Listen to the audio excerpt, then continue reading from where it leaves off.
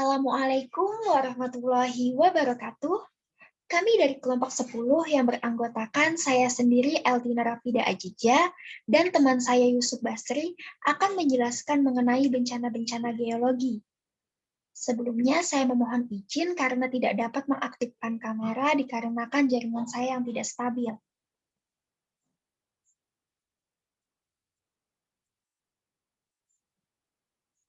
Sebelum membahas lebih dalam mengenai bencana geologi, pernahkah kalian berpikir mengapa di dunia ini bisa terjadi bencana alam geologi? Dan apakah kalian mengetahui penyebab terjadi bencana alam geologi tersebut? Nah, untuk mengetahui hal-hal tersebut, mari simak penjelasan kami sampai akhir. Pengertian bencana geologi. Untuk mengetahui pengertian bencana geologi, maka kita perlu mengetahui 3 kunci utamanya.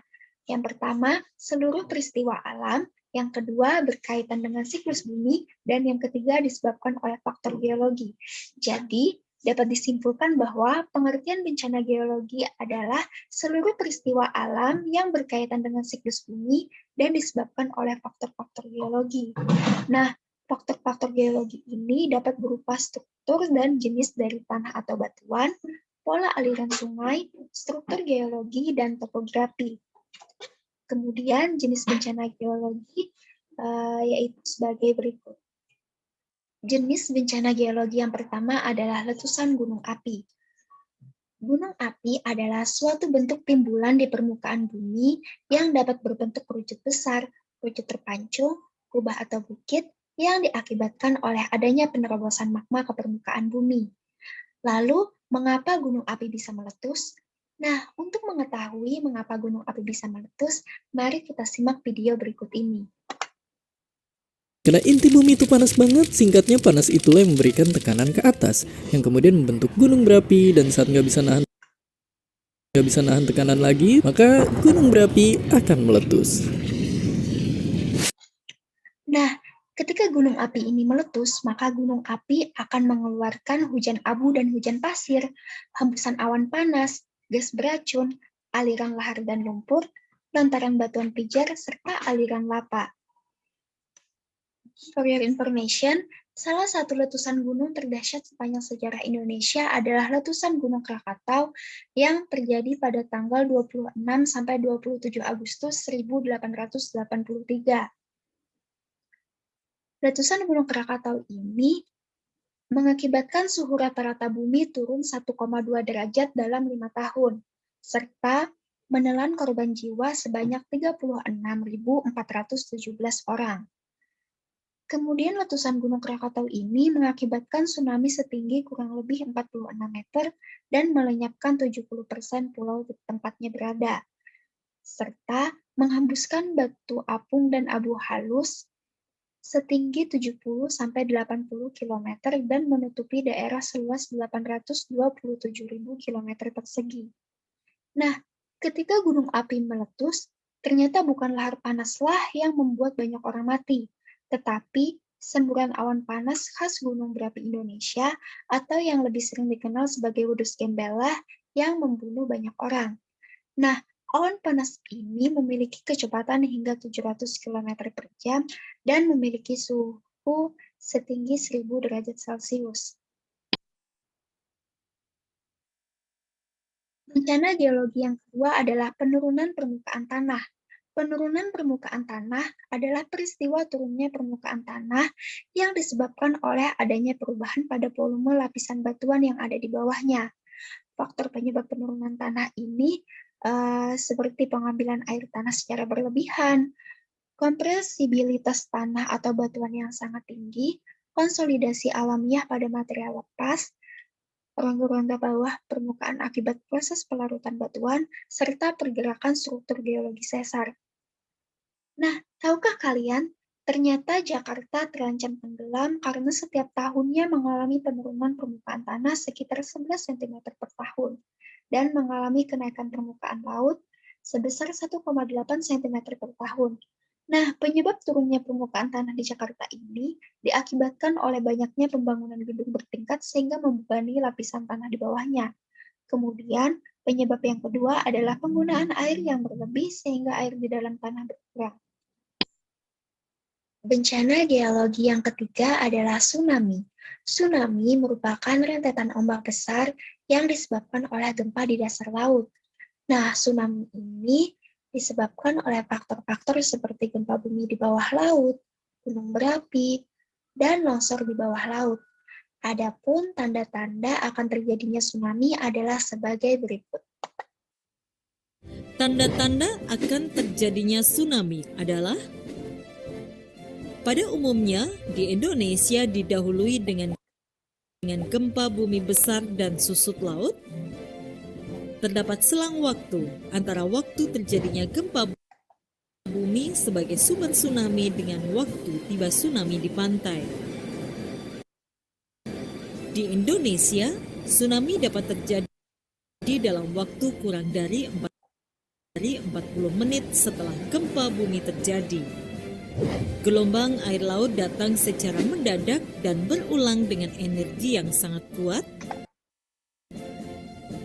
Gempa bumi di bawah laut penyebab tsunami memiliki kekuatan gempa atau magnitudo lebih besar dari 6,8 skala Richter dengan kedalaman pusat gempa tidak lebih dari 70 km dan pola patahan adalah sesar naik turun.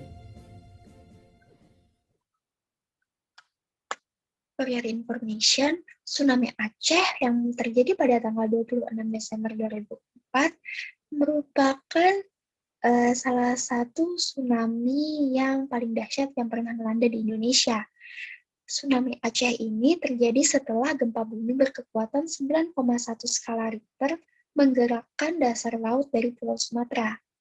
Nah, tsunami Aceh ini memiliki perambatan hingga 1000 km lebih dan penjalarannya ke utara dan barat laut hingga ke Sri Lanka dan Maladewa. Gelombang tsunami Aceh ini memiliki ketinggian 30 meter dengan kecepatan mencapai 100 meter per detik atau 360 km per jam dan memakan korban jiwa sebanyak 230.000 jiwa. Bencana geologi selanjutnya adalah banjir dan banjir bandang. Nah, apa itu banjir? Banjir merupakan peristiwa bencana alam yang terjadi ketika aliran air yang berlebihan merendam daratan. Dan banjir ini disebabkan oleh curah hujan yang tinggi, permukaan tanah lebih rendah dibandingkan muka air laut, atau wilayah yang terletak pada suatu cekungan yang dikelilingi perbukitan dengan sedikit resapan air, pendirian bangunan di sepanjang bantaran sungai, aliran air tidak lancar akibat terhambat oleh sampah, dan kurangnya tutupan lahan di daerah hulu sungai. Tahukah kalian apa perbedaan banjir dan banjir bandang? Pada banjir biasa, air akan naik secara bersamaan dan nantinya surut bersamaan secara pelan-pelan. Dan banjir biasa ini disebabkan oleh meluapnya saluran air ataupun sungai yang tak dapat lagi menampung air hujan. Kemudian, banjir bandang adalah volume air yang tiba-tiba meningkat dan biasanya dikarenakan oleh bendungan yang jebol. Nah, pada banjir bandang ini, air datang ke pemukiman dengan kecepatan yang tinggi. Kemudian banjir melanda Kalimantan Selatan di awal tahun 2021. Sebanyak 11 kabupaten atau kota di Kalimantan Selatan terendam banjir. Dan banyak memakan korban. Baik korban yang meninggal atau orang-orang yang terdampak banjir tersebut. Baik, untuk materi selanjutnya akan disampaikan oleh teman saya Yusuf Basri. Kepada Yusuf Basri, saya persilahkan. Terima kasih Saudari Eltina Rapida Ajija. Baiklah, saya akan melanjutkan penjelasan tentang bencana geologi tanah longsor. Apa sih tanah longsor itu? Tanah longsor adalah runtuhnya batuan material tanah atau campuran dari keduanya menuju bagian bawah suatu lereng. Biasanya tanah longsor ditandai dengan adanya retakan panjang di lereng dan suara bergemuruh yang disusul oleh getaran tanah. Apa sih penyebab terjadinya tanah longsor itu? Mari kita lihat video. Di antaranya karena penebangan pohon secara liar, Tidak adanya penghijauan pohon berkayu, perubahan fungsi lahan, tidak diterapkannya sistem terasering, serta curah hujan yang tinggi. Nah, itu tadi penyebab terjadinya tanah longsor. For your information, baru-baru ini telah terjadi bencana tanah longsor di Indonesia, tepatnya di daerah Sumedang, Jawa Barat, pada 9 Januari 2021. Tanah longsor terjadi 2 kali, yakni pada pukul 16 WIB dan pukul 19 WIB. Tercatat sebanyak 40 orang meninggal dunia, 3 orang luka berat, dan 22 orang luka ringan, serta 26 unit rumah mengalami rusak berat. Selain itu, tercatat ada 1.126 jiwa yang terdampak dari bencana tersebut. Hal-hal apakah yang harus kita lakukan pada saat terjadinya bencana tanah longsor? Hal-hal yang harus dilakukan saat longsor adalah jangan panik, tetaplah berusaha menyelamatkan diri. Hindarilah jalur yang berpotensi longsor dan larilah ke tempat yang lebih tinggi serta berlawanan arah dari bencana. Nah, itu tadi hal-hal yang harus kita lakukan pada saat terjadinya bencana tanah longsor. Kemudian bencana geologi gempa bumi. Apa sih gempa bumi itu? Gempa bumi merupakan guncangan atau getaran lapisan bumi secara tiba-tiba yang diakibatkan oleh adanya pergeseran antara lempeng bumi. Bisa dilihat pada slide gambar-gambar gempa bumi.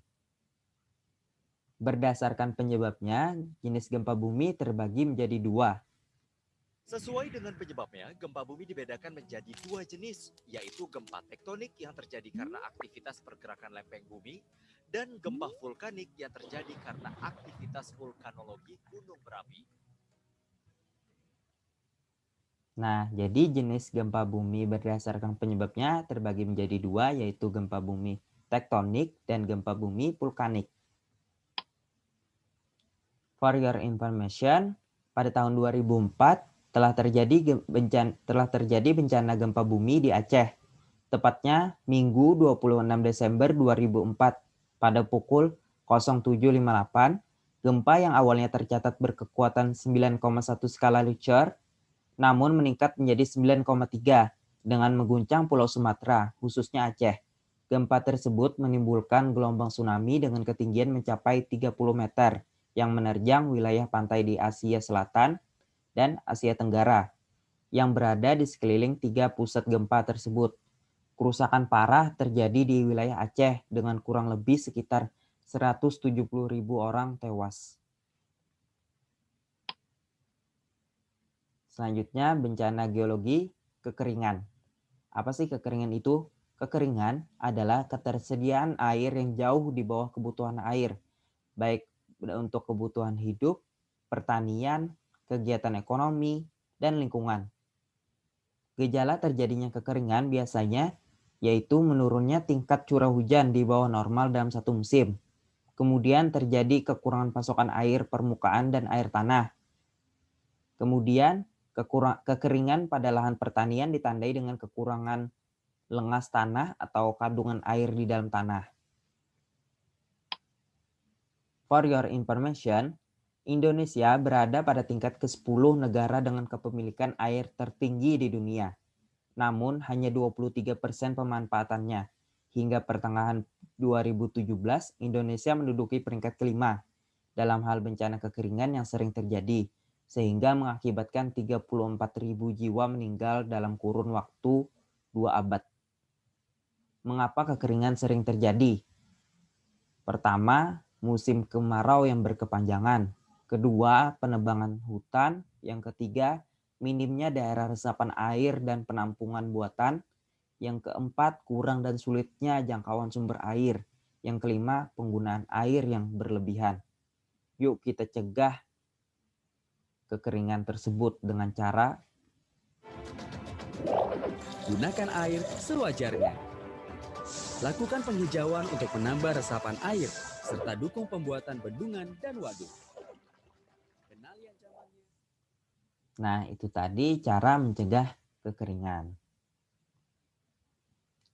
Selanjutnya materi tentang bencana geologi di Kalimantan Selatan. Menurut peneliti geologi kegempaan LIPI, Kalimantan relatif lebih aman dari bencana geologi seperti gempa dan tsunami dibandingkan dengan pulau lainnya.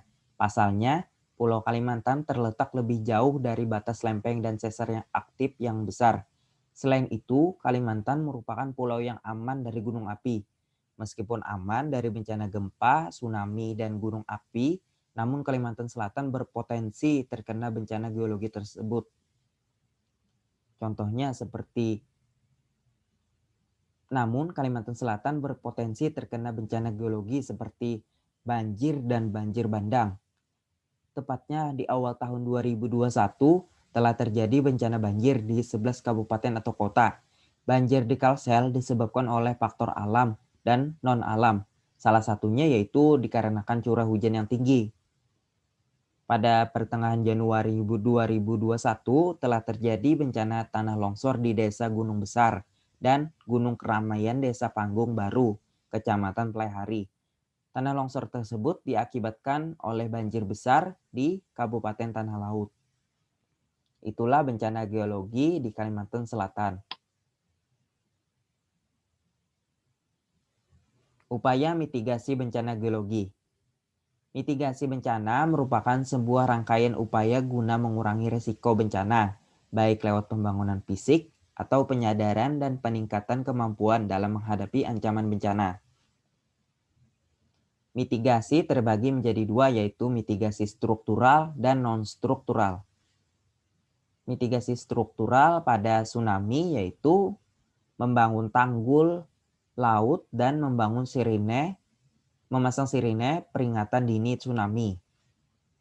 Kemudian pada bencana geologi gempa bumi, kita dapat membuat peta zonasi gempa. Pada bencana letusan gunung berapi, kita dapat membuat peta wilayah yang rawan terdampak, membuat tanggul penangkis dan tanggul di aliran lahar. Pada bencana tanah longsor, kita dapat membuat peta rawan longsor dan membuat turap di wilayah kemiringan. Pada bencana banjir, kita dapat membangun sarana dan prasarana pengendali banjir, seperti pembangunan waduk, bendungan, pembangunan tanggul, dan pembangunan kanal. Pada selanjutnya bencana kekeringan, kita dapat mengganti penggunaan air tanah dengan penggunaan air permukaan dengan cara pembuatan waduk, pembuatan saluran distribusi yang efisien, dan meningkatkan atau memperbaiki daerah yang tandus dengan melaksanakan pengelolaan lahan, pengelolaan hutan, waduk peresapan, dan irigasi. Selanjutnya, mitigasi non-struktural. Caranya yaitu pelatihan pengetahuan bencana, pengurangan risiko bencana, dan penanggulangan bencana kepada masyarakat yang tinggal di wilayah rawan bencana.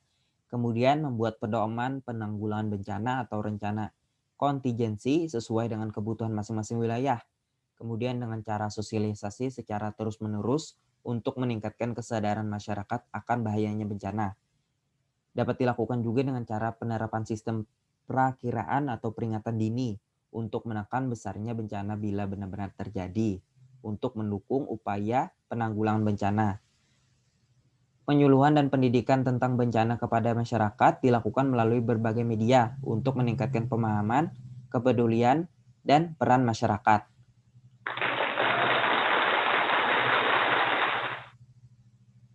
Terima kasih atas perhatiannya. Demikian presentasi dari kelompok kami. Salah hilap mohon maaf. Wassalamualaikum warahmatullahi wabarakatuh.